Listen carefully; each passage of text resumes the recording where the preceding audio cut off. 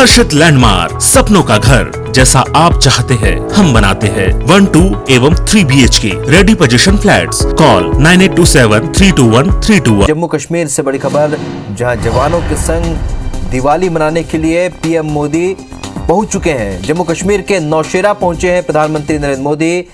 प्रधानमंत्री के दौरे को लेकर सुरक्षा के कड़े इंतजाम किए गए हैं।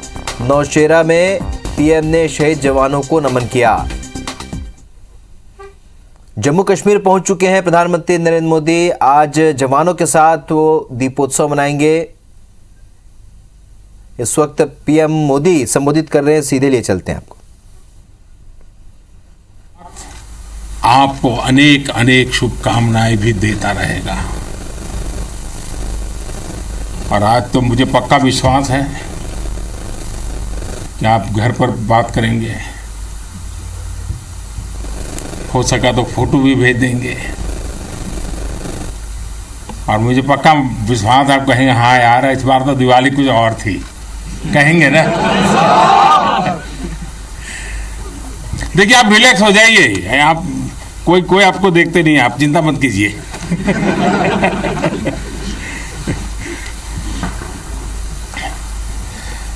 अच्छा आप ये भी बताएंगे ना कि मिठाई भी बहुत खाई थी? नहीं बताएंगे तो बोलो ना। साथियों, आज मेरे सामने देश के जो वीर हैं, देश की जो वीर बेटियां हैं, वो भारत मां की ऐसी सेवा कर रहे हैं जिसका सौभाग्य हर किसी को नहीं मिलता है। किसी किसी को ही मिलता है जो सौभाग्य आपको मिला है। मैं देख रहा हूं, मैं महसूस कर रहा हूं आपके चेहरे के उन मजबूत भावों को मैं देख रहा हूं। आप संकल्पों से भरे हुए हैं और यही आपके संकल्प, यही आपके पराक्रम की पराकाष्ठा करने की भावनाएं, चाहे हिमालय हो, रेगिस्तान हो, बर्फीली चोटियां हो, गहरे पानी हो, कहीं पर भी आप लोग मां भारती का एक जीता जागता सुरक्षा कवच है। आपके सीने में वो जज्बा है जो 130 करोड़ देशवासियों को भरोसा होता है वो चैन की नींद सो सकते हैं। आपके सामर्थ्य से देश में शांति और सुरक्षा एक निश्चिंतता होती है, एक विश्वास होता है। आपके पराक्रम की वजह से हमारे पर्वों में प्रकाश फैलता है, खुशियां भर जाती हैं, हमारे पर्वों में 4 चांद लग जाते हैं। अभी दीपावली के बाद गोवर्धन पूजा, फिर भैया दूज और छठ पर्व भी बिल्कुल गिनती के दिनों में सामने आ रहा है। आपके साथ ही मैं सभी देशवासियों को नौशेरा की इस वीर वसुंधरा से इन सभी पर्वों के लिए देशवासियों को भी बहुत बहुत शुभकामनाएं देता हूं। देश के अन्य हिस्सों में बड़ी संख्या में लोग आज दिवाली का जब दूसरा दिन होता है तो नववर्ष की भी शुरुआत करते हैं। और हमारे यहाँ तो हिसाब किताब भी दिवाली के से पूरा होता है और दिवाली के दूसरे दिन से शुरू होता है। खास करके गुजरात में कल नया साल होता है। तो मैं आज नौशेरा की इस वीर भूमि से गुजरात के लोगों को भी और जहाँ जहाँ नववर्ष मनाते हैं उन सबको भी अनेक अनेक मंगल कामनाएं उनके लिए देता हूँ। साथियों, जब मैं यहां नौशेरा की पवित्र भूमि पर उतरा, यहां की मिट्टी का स्पर्श किया, तो एक अलग ही भावना, एक अलग ही रोमांच से मेरा मन भर गया। यहां का इतिहास भारतीय सेना की वीरता का जयघोष करता है। हर चोटी से उस जयघोष सुनाई देता है। यहां का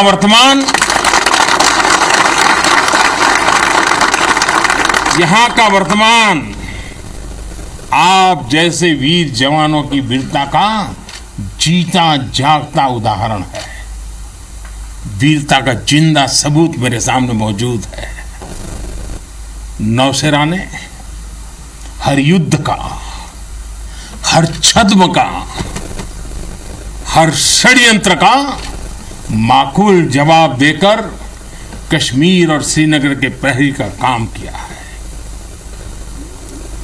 आजादी के तुरंत बाद ही दुश्मनों ने इस पर नजर घड़ा करके रखी हुई थी।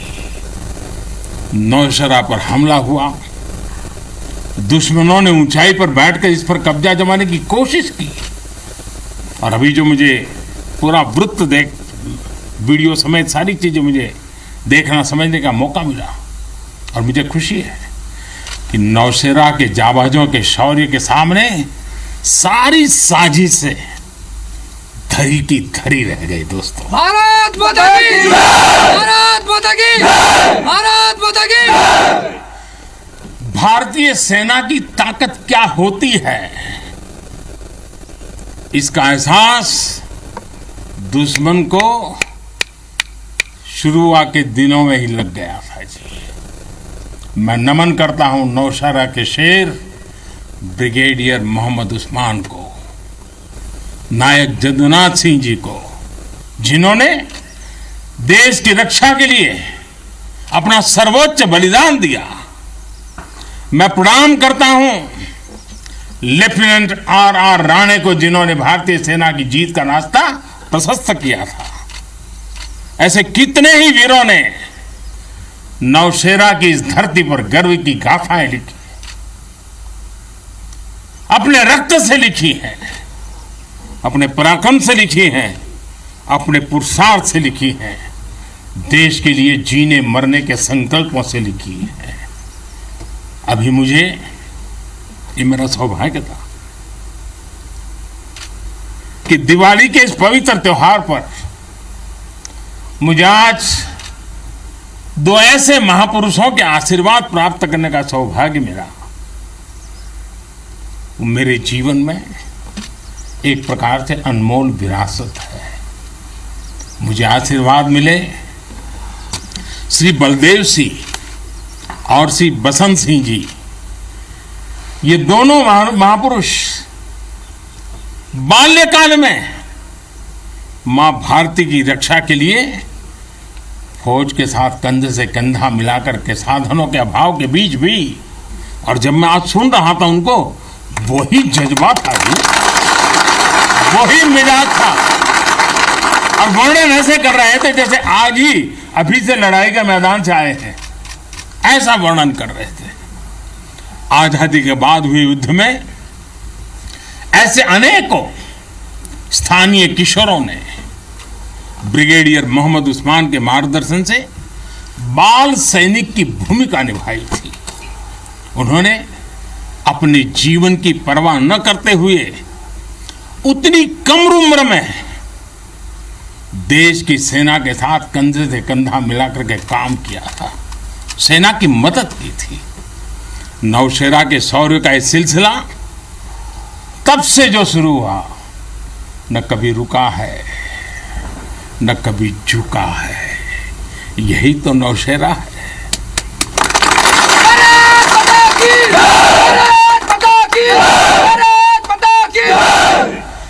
सर्जिकल स्ट्राइक में यहां की ब्रिगेड ने जो भूमिका निभाई, वो हर देशवासी को गौरव से भर देता है, और वो दिन तो मैं हमेशा याद रखूंगा, क्योंकि मैं तय किया था सूर्यास्त के पहले कि सब लोग लौट करके आ जाने चाहिए। और मैं हर पल फोन की घंटी पर टिकटिका के बैठा हुआ था कि आखिर से आखिर मेरा जवान पहुंच गया क्या, और कोई भी नुकसान किए बिना ये मेरे वीर जवान लौट करके आ गए, पराक्रम करके आ गए, सिद्धि प्राप्त करके आ गए। भारत माता की जय, भारत माता की जय, भारत माता की जय। सर्जिकल स्ट्राइक के बाद यहां अशांति फैलाने के अनगिनत कुत्सित प्रयास हुए, आज भी होते हैं, लेकिन हर बार आतंकवाद को मुंह तोड़ जवाब मिलता है। असत्य और अन्याय के खिलाफ इस धरती में एक स्वाभाविक प्रेरणा है, माना जाता है, और मैं मानता हूं ये अपने आप में बड़ी प्रेरणा है। ऐसा माना जाता है कि पांडवों ने भी अज्ञातवास के दौरान अपना कुछ समय इसी क्षेत्र में व्यतीत किया था। आज आप सबके बीच आकर मैं अपने आप को यहां की ऊर्जा से जुड़ा हुआ महसूस कर रहा हूं। साथियों, इस समय देश अपनी आजादी के 75 वर्ष का पर्व मना रहा है। आजादी का अमृत महोत्सव गुलामी के लंबे कालखंड में असंख्य बलिदान देकर हमने ये आजादी हासिल की है। इस आजादी की रक्षा करने का दायित्व हम सभी हिंदुस्तानियों के सर पे है, हम सबकी जिम्मेवारी है। आजादी के अमृत काल में हमारे सामने नए लक्ष्य हैं, नए संकल्प हैं, नई चुनौतियां भी हैं। ऐसे महत्वपूर्ण कालखंड में आज का भारत अपनी शक्तियों को लेकर भी सजग है और अपने संसाधनों को लेकर भी। दुर्भाग्य से पहले हमारे देश में सेना से जुड़े संसाधनों के लिए ये मान लिया गया था कि हमें जो कुछ भी मिलेगा विदेशों से ही मिलेगा। हमें टेक्नोलॉजी के मामले में झुकना पड़ता था, ज्यादा पैसे खर्च करने पड़ते थे, नए हथियार नए उपकरण खरीदने होते थे तो प्रक्रिया सालों साल चलती रहती थी। यानी एक अफसर फाइल शुरू करें, वो रिटायर हो जाए, तब तक भी चीज नहीं पहुंचती थी। ऐसा ही कालखंड था। नतीजा ये कि जरूरत के समय हथियार फिर आपाधापी में खरीदे जाते थे। यहां तक कि स्पेयर पार्ट्स के लिए भी हम दूसरे देशों पर निर्भर रहते थे। साथियों, डिफेंस सेक्टर में आत्मनिर्भरता का संकल्प उन पुरानी स्थितियों को बदलने का एक सशक्त मार्ग है। देश के रक्षा खर्च के लिए जो बजट होता है, अब उसका करीब 65% देश के भीतर ही खरीदी पर खर्च हो रहा है। हमारे देश ये सब कर सकता है, करके दिखाया है। एक अभूतपूर्व कदम उठाते हुए अब भारत ने यह भी तय किया है कि 200 से ज्यादा साजो सामान और उपकरण अब देश के भीतर ही खरीदे जाएंगे। आत्मनिर्भर भारत का यही तो संकल्प है। अगले कुछ महीनों में इसमें और सामान जुड़ने वाले हैं। देश को आत्मनिर्भर बनाने वाली ये पॉजिटिव लिस्ट और लंबी हो जाएगी। इससे देश का डिफेंस सेक्टर मजबूत होगा, नए नए हथियारों उपकरणों के निर्माण के लिए निवेश बढ़ेगा। साथियों, आज हमारे देश के भीतर अर्जुन टैंक बन रहे हैं, तेजस जैसे अत्याधुनिक लाइट कॉम्पैक्ट एयरक्राफ्ट बन रहे हैं। अभी विजयादशमी के दिन 7 नई डिफेंस कंपनियों को भी राष्ट्र को समर्पित किया गया है। हमारी जो ऑर्डिनेंस फैक्ट्रीज थी वो अब स्पेशलाइज्ड सेक्टर में आधुनिक रक्षा उपकरण बनाएगी। आज हमारा प्राइवेट सेक्टर भी राष्ट्र रक्षा के संकल्प का सारथी बन रहा है। हमारे कई नए डिफेंस स्टार्टअप्स आज अपना परचम लहरा रहे हैं। हमारे नौजवान 20, 22, 25 साल के नौजवान क्या क्या चीजें लेकर के आ रहे हैं, गर्व होता है। साथियों, उत्तर प्रदेश और तमिलनाडु में बन रहे डिफेंस कॉरिडोर इस स्पीड को और तेज करने वाले हैं। ये सारे कदम जो आज हम उठा रहे हैं वो भारत के सामर्थ्य के साथ साथ डिफेंस एक्सपोर्टर के रूप में हमारी पहचान को भी सशक्त करने वाले हैं। साथियों, हमारे शास्त्रों में कहा गया है, को अति भारः समर्था नाम, यानी जो समर्थ होता है उसके लिए अति भार मायने नहीं रखता, वो सहज ही अपने संकल्पों को सिद्ध करता है। इसलिए आज हमें बदलती दुनिया, युद्ध के बदलते स्वरूप के अनुसार ही अपनी सैन्य शक्ति को भी बढ़ाना है, उसको नए ताकत के साथ ढालना भी है। हमें अपनी तैयारियों को दुनिया में हो रहे इस तेज परिवर्तन के अनुकूल ही ढालना ही होगा।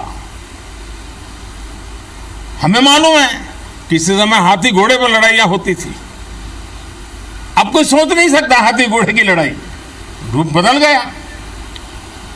पहले शायद युद्ध के रूप बदलने में दशकों लग जाते होंगे, शताब्दियां लग जाती होगी। आज तो सुबह एक तरीका होगा तो शाम को दूसरा तरीका होगा लड़ाई का। इतनी तेजी से टेक्नोलॉजी अपनी जगह बना रही है। आज की युद्ध कला सिर्फ ऑपरेशंस के तौर तरीकों तक ही सीमित नहीं है। आज अलग अलग पहलुओं में बेहतर तालमेल, टेक्नोलॉजी और हाइब्रिड टैक्टिक्स का उपयोग बहुत बड़ा फर्क डाल सकता है। संगठित नेतृत्व एक्शन में बेहतर समन्वय आज बहुत जरूरी